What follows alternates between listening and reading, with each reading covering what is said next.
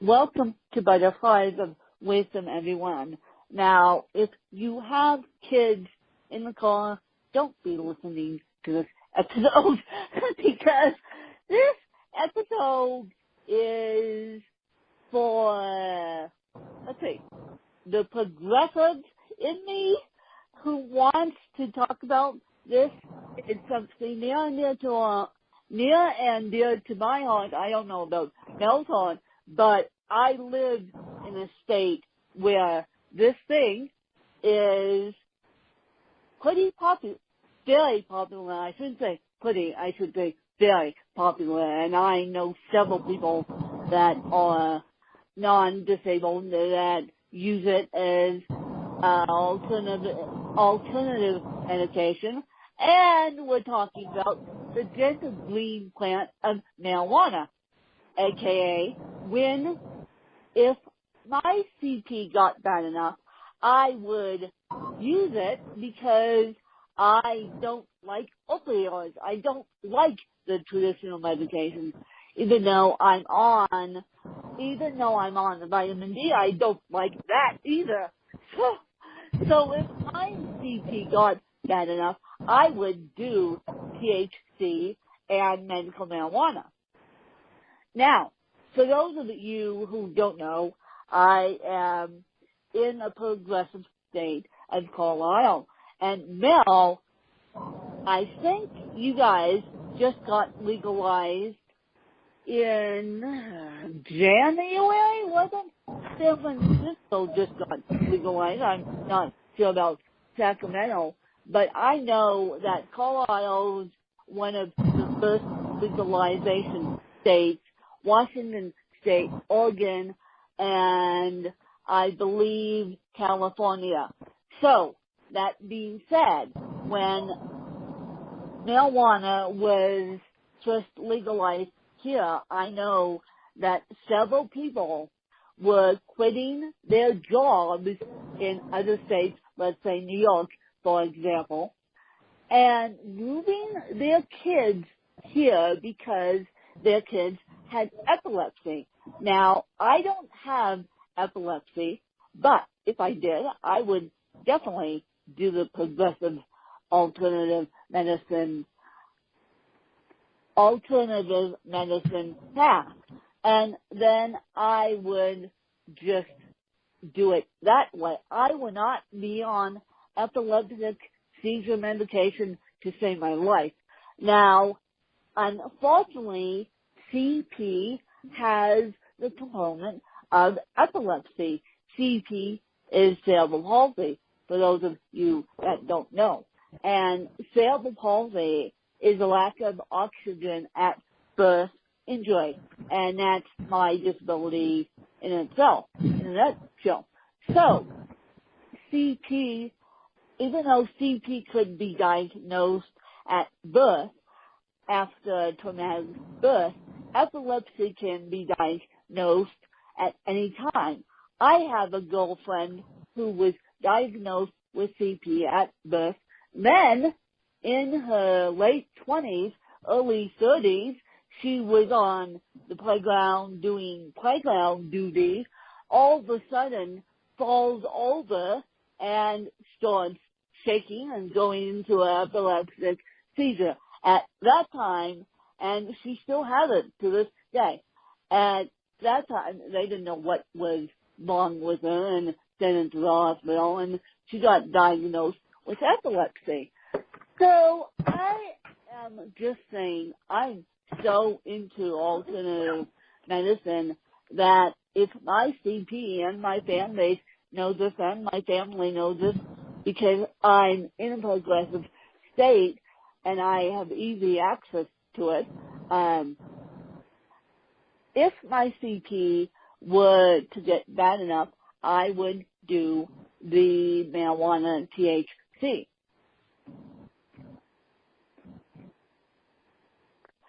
So basically what I want to say to you guys is throughout this episode, even though we'll be referring to marijuana, just consider the alternative options for your disability. And now, how do you feel about all this? Well, hello, everybody, and Lynn, thank you for having me on today. Yes, definitely a very intriguing topic for me, and also a very important one that I think needs to be discussed. Progressive absolutely requires an open mind and open heart for discussion, absolutely. Just, whenever there's a prescription drug that's prescribed and taken, unfortunately there could be other side effects to them, correct? And that's usually kind of a downfall of taking prescribed medication. I like the option of looking at alternative medicines, especially when you're looking at plant-based medication, if you will, that's going to aid in any sort of relief for anybody. I had my only experience with epilepsy, as I remember, as I was mentioning to you earlier before the call, I had a grade school friend, Stacy Yoshida. We must have been sixth grade. I still remember her. And we were in the playground, normal, quote, normal, unquote, kid, running around like us, and all of a sudden she hit the ground, started shaking. And based on what I know of CP now, I don't believe she was categorically diagnosed with CP. I don't ever remember in the grade school years we were together that she had any physical signs of it. And so, as she's shaking and doing her thing, and she kind of got out of it, I don't remember her being given any epileptic medication traditionally. But, I can't even imagine what that would be like to just almost be on standby where the inevitability of it happening will occur, So I'm all for absolutely doing any kind of alternative medicine that's not going to zombie you out like an opioid would. If you can use a strand or a level of cannabis oil, that THC oil, that's not going to zombie you out and allow you to be in a more relaxed state, yet still functioning state. Absolutely, why not? Right? I mean, that's not a good thing. Why not? Yeah, absolutely, right? Why not? And you guys don't know this, but I will tell you this now. In my history, I had the luxury of going to a sleepaway camp up in Canada. And the reason why I was the only U.S. citizen to do this. And the reason why I got to go to this sleepaway camp, I actually went for about 2 years. So yes, I've been to sleepaway camp. And the reason why I got to go is because of my mom. My mom is from Canada, and they needed proof of the Canadian citizenship, and my mom down this camp, and I was able to go because of her citizenship. But I remember my camp buddy, one of them, rolled, and I'm not kidding when I say this, rolled into me. We were out in a canoeing on the lakes of Canada, which is a beautiful spot, by the way. If you guys ever get to go up there, it's a beautiful spot, Lake Scoot Law.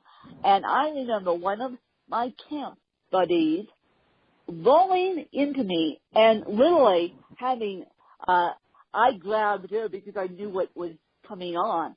And she literally had a seizure in my arms.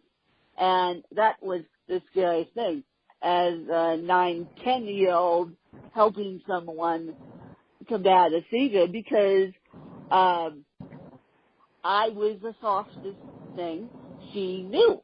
And so even though you're not supposed to grab someone with epilepsy when they're having a seizure, you're supposed to move everything out of the way. Well, of course, we were in a tent, and so we couldn't move everything out of the way. So the next best thing is her to roll into me and start having a seizure. And of course, it took a couple minutes to get out of it. But now that I think about it, THC would have helped in this case too. Yes, it would have. It definitely would have, right? You think of all the instances where that would have made a difference Absolutely. So what percentage of people with CP or epilepsy do you think use THC or use cannabis as an alternative medication? Is there any statistic on that? Let me see. I would say about 50%. All Oh, nice. articles in the show notes, you guys, about THC and cerebral palsy, because today I just Googled it for the heck of it for this episode, and I sent Mel a couple articles, a couple studies that I will stick in the show notes, you guys, and I will actually Google that number. So I think when you live in a progressive state, like Colorado or like California, go to your nearest THC store, yes, I said pot store, and see what strain works for you. Now, there's light strains, there's medium strains, there's dark strains, and now going to these marijuana sites, don't Google marijuana because and they'll ask you, are you 21 to enter the site? Because they don't want children clicking on it. And so, yeah. And so I would say, and you do need photo ID to walk into a pot store, but I would say if you're struggling for the right diet after you're diagnosed, just look at the alternative medicine, well, whether it be THC or something else. Yes, it's on that note, it makes me think of I have these clients that I've been working with for the last year, and they own a medical marijuana. God, how would I say this? Dispensary. No, not even that. Well, yeah, that it's that too, but they also offer. How would I say? God, they also offer. It's a treatment center. It's more of a holistic place. It's more of a holistic place it's a where they do meditation and all that. And a treatment center and edibles. Right, and they work with a lot of cancer patients. I'm sure they have some CPs, but they're a very first-class organization. Very first class. It's called Relief out in Fairfield, and there's also one in Vallejo. RELEAF, Relief, as in organic relief. And they're very passionate about this, and they're very philanthropic about their time and resources and working with people in need, and as obviously strong advocates of using marijuana as a alternative medicine. And I really learned quite a bit from them. Obviously marijuana has come a long way because studies have shown enough to where it does have a medical value. Because let's face it, at 53, all I could tell you about marijuana is in relation to like Fast Times at Ridgemont High.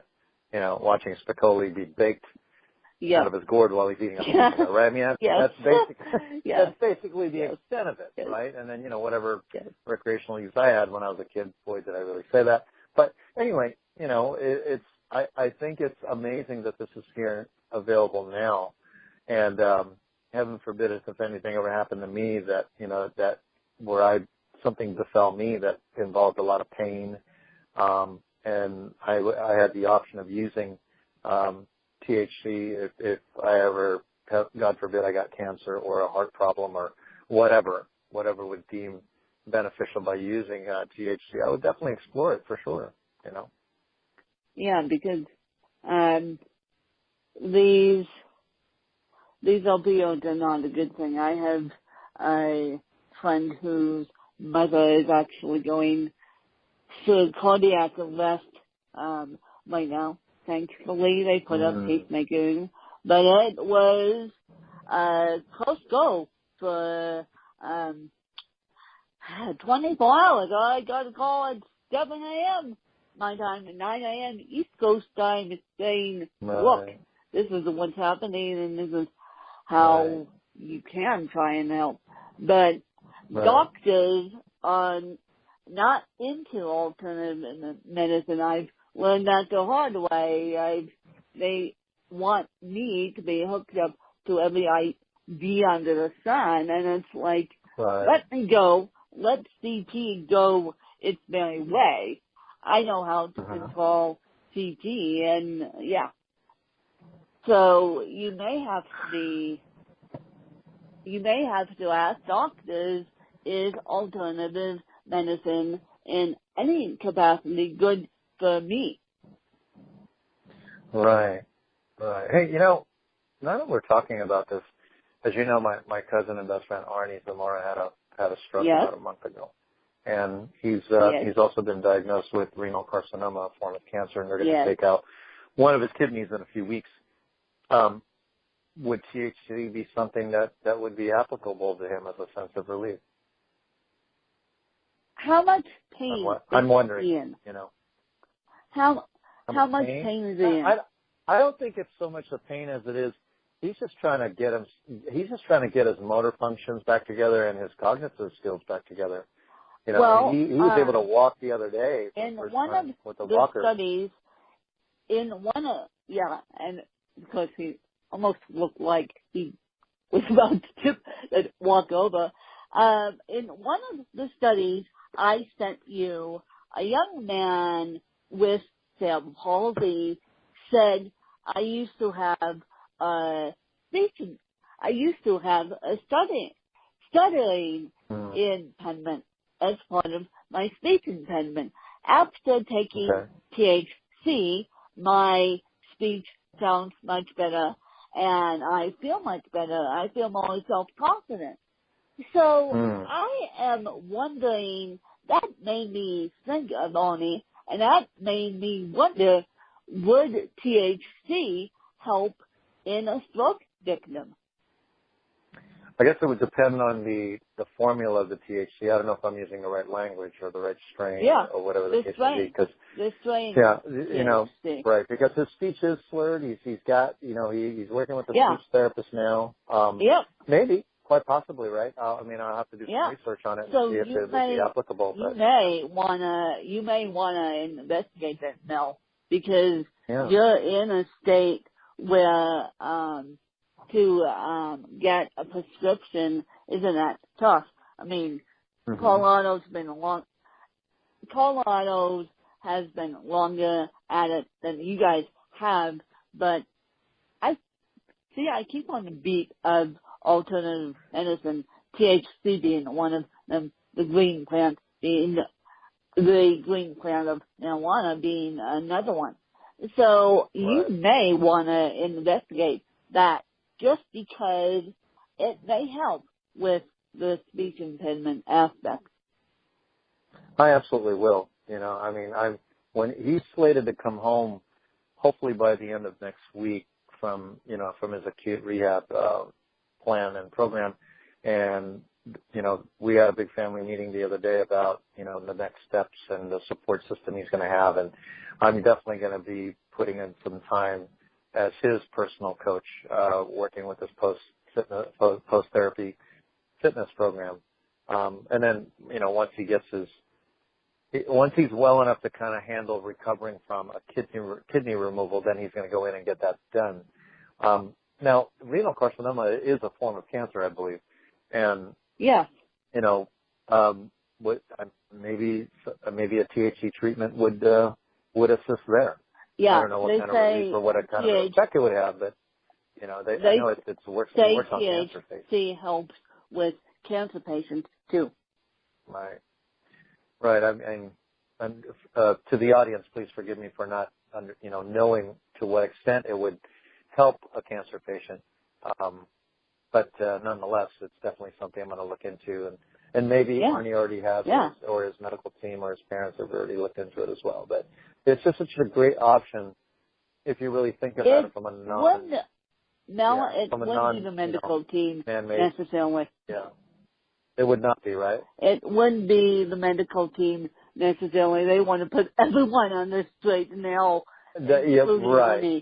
And it wouldn't be the medical team necessarily. It would be the family. That's why I say and I'll say again, they're more pro medicine, right? They're more pro prescription drugs and whatnot and all that. And so, but can they coexist?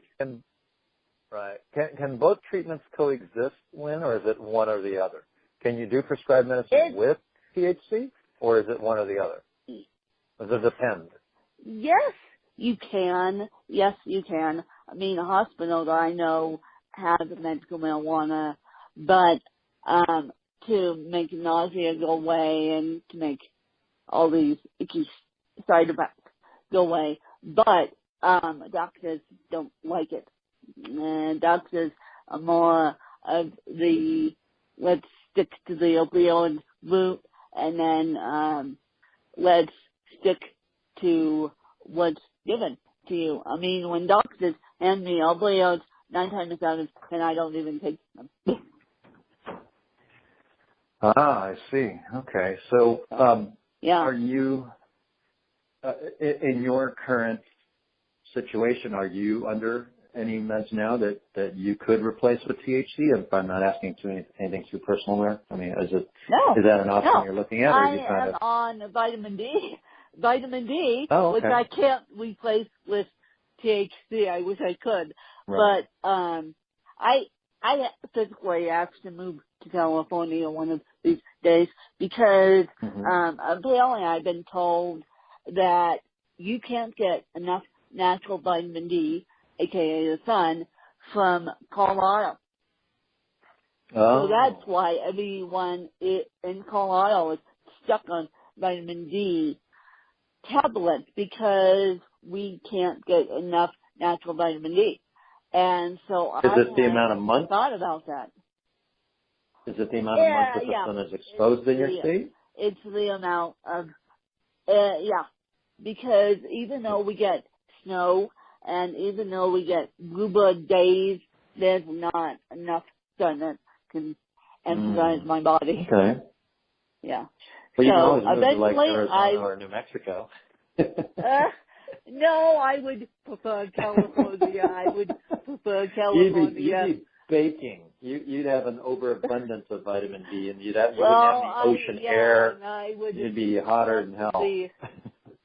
And I can't move to Arizona due to there is lack of humidity there, but Berkeley is one of the progressive states, and I believe Sacramento too is one of the progressive states for the disabled.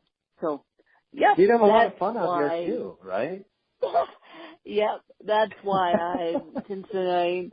Well, let's get me a journalism degree first, and then we'll slowly but surely make a move out there, because but seriously, I had thought about this. Could I replace my vitamin D with marijuana? And there's no way. Yeah. No way. I'm sure you've told me before, but forgive me for forgetting. But what purpose does the vitamin D serve you specifically? The vitamin D, the only way you can tell that you have low vitamin D levels is through a blood test. And the vitamin D puts you in a better mood, and because a lot of people get diagnosed with what they call SAD, which is lack of sun disorder, and it happens seasonal in New York, and it happens in DC, and seasonal affectionate disorder, thank you, Mel. And it happens in Toronto, and I was getting diagnosed with SAD. I was self-diagnosing myself with that. I thought, why am I in a crappy mood? And excuse my language, but going to have diarrhea a lot. And now, and once my doctors told me that my vitamin D levels are low, they asked me, are you in a crappy mood? Are you diagnosing yourself with SAD? Or are you going to the bathroom and having diarrhea a lot? Yes. When said in a minute. And so for the longest time, I didn't want to take vitamin D, and every single time I would go to the doctor, they go, are you on your vitamin D? Are you on your vitamin D? No, because I didn't want to take a goddamn pill. That's why. Right. I didn't want to put vitamin D in my system. And so, excuse my language there too, but I didn't want to put vitamin D in my system. And so the doctors finally beat me down and said, if you don't do this, your vitamin D will get lower and lower and lower. And the only way you can discover if you have low vitamin D is through a blood test. So the next time, and I'm not a doctor by any means, Mel and I are not doctors, but the next time you people get diagnosed with SAD or have SAD, go get your blood levels checked because your vitamin D level might be low, and if you're having too much diarrhea, your vitamin D level may be low, so you may want to get a blood test. Just a suggestion. I didn't know that. I didn't realize that there was a second after effect of it. And now mine is more, just from memory. This is not some clinical diagnosis by any means. But during the overcast months of winter, when it's cold and dreary outside, I do have a tendency to feel down myself. So I'm just a summer baby. I just love the sun. At the ballpark for years. Too. I do too. I did my best being out there. So I don't know if I would do very well living in like Oregon or Colorado or anywhere where the there's no, half I just the year is not people sunny. laugh at me all the time because I know I have cerebral palsy, and they say, why are you living in a state with snow? And I said, because this is where I grew up. I have adapted to the weather conditions, thankfully. But if my CT were ever to get bad enough where I had to move, I would move out to California in 2 seconds flat and do the THC. I would move to another progressive state. I'm not moving to a state where it's really and rainy and cold without marijuana. No way. No way, no how. Yeah. So, that's a double. So harm, I would right? move to a progressive state, and that's the God honest truth. I mean, that's why I'm getting a journalism degree at the school I am, and it's not cheap either. And so, because I want to see what they can pull job-wise for me. I want to see what they can pull job-wise for me because I am stuck in such a situation right now that at my job, it's so white on white that they forget the diversity factor. Like bringing up marijuana in class, and why not to smoke it in young ages, they wouldn't ever think of doing that. They would never think of doing, I'm actually trying to get them to teach a diversity class taught by yours truly over here. And so they like to push things under the rug because it's a private school. Well, it sounds like you would be best served and reciprocated in a progressive state. So I think you need to get yourself to California as soon as you can. Yes, I would. And that's why my next career move is going to, I can work from wherever. I can work from my phone essentially. And so I can work from wherever. So that's why I'm getting a degree in the degree field I am, because teaching, you can't really work from wherever. as the technology has come a long way, but you can't really work from the web. And so that is actually going to be the subject of next week's episode, you guys, of why I became a teacher. And and you guys think I have all the credentials? You guys think this is my second associate degree? Well, I'm here to tell you I've been in the field for 11 years, almost 12 years now, without a teaching associate degree. So everyone thinks that Wynn has her associate degree. No, Wynn does not. This is Wynn's first official associate degree in journalism. So might as well do what you enjoy, and might as well work from the sunny beaches of California, all the Golden Gate. Absolutely. I know my staff at school. They can practically see the Golden Gate Bridge from their offices. And when I was watching videos about our department the other day, all it wanted to make me do is move, because San Francisco is a progressive state, not only for disabilities, but for marijuana too. Right. Absolutely. So, absolutely. I think you would do really awesome here. Great things are ahead of you, and you'll attract a lot of great things to yourself, and your creativity will go up as well. So creativity, awesome. creativity will go up. So, Mel, how would you like to close this episode out? You know, it's interestingly enough, in my Fit, Love, Strong program, I always say that, look, there's no guarantee to a healthy future, only a healthy present. And it doesn't matter how healthy or unhealthy your lifestyle is.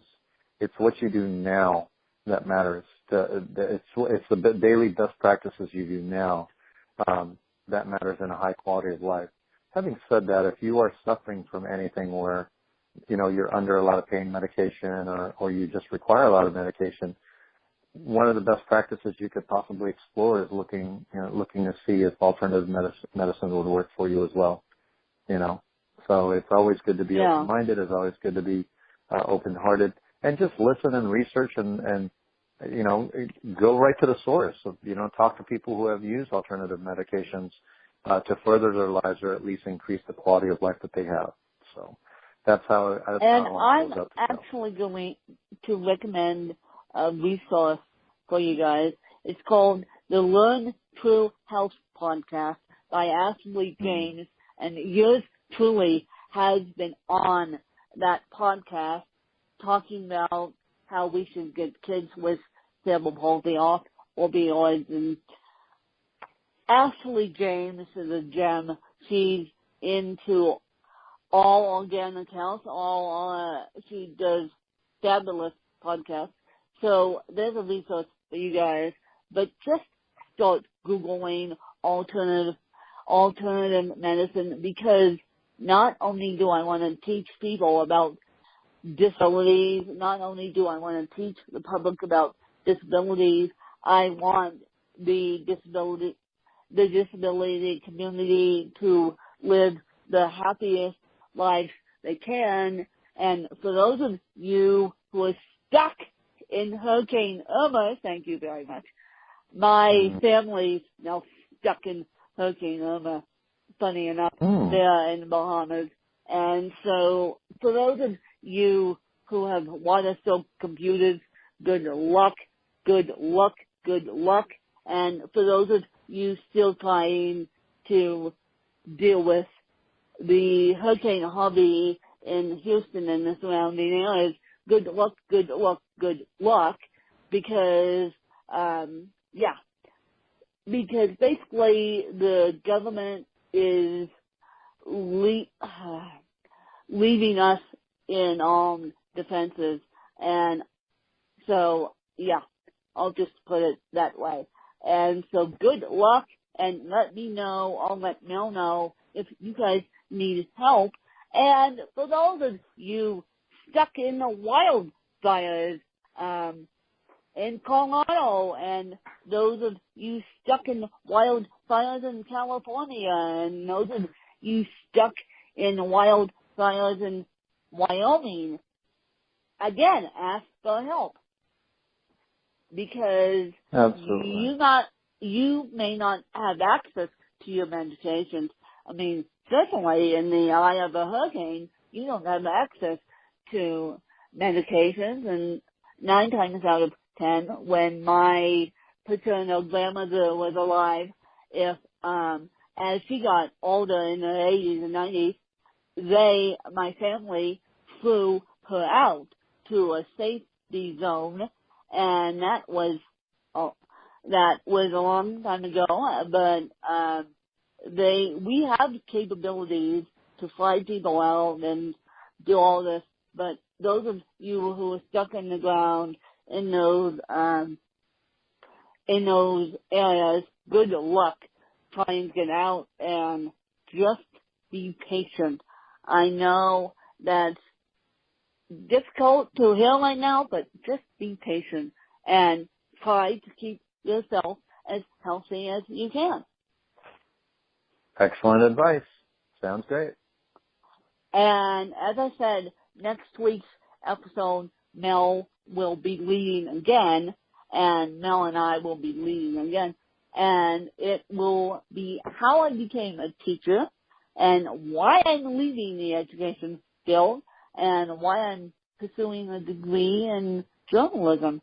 And yeah, so that's going to be That should be an awesome show. And yep, and we'll see you guys next week, and I will put this episode up tonight so you guys can hear it tonight, and just stay safe, and just be aware of your health. Thanks, you guys. Thank you. Take care.